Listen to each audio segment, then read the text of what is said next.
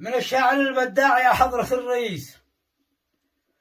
من الشاعر البداع يا حضرة الرئيس، حيي صمودك والجهودة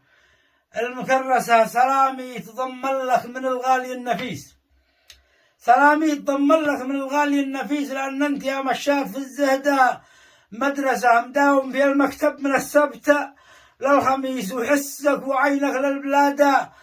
المقدسة. أنا ذي حلمت البارحة إنني رئيس، أنا ذي حلمت البارحة إنني رئيس، وحولي حراسة بالجيوبة المعكسة، وأنا خاف يا مهدي يقولوا قدك حميس. أقول لك تطمن واقع الحلمة هوجسة، ولي من عجاهك جنب الباصة والبوليس، ولا تقمش الشاعر محمد وتحبسه،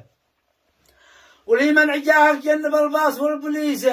ولا تقمش الشاعر محمد وتحبسه. حلمت الرئاسة من قسى وضعي البئيس، ولا لي علاقة بالأمور المسيسة، إذا لقات سابر يقلب المستضي تصيص،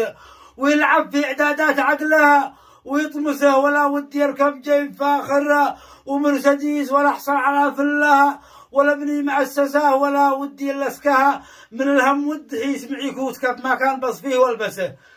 ولا تنقدوني ولا تنقدوني، قد حلم ساعة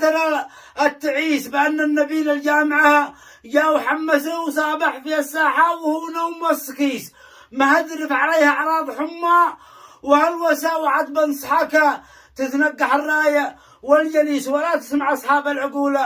المفيرسة، ولا تسمع أصحاب العقول المفيرسة.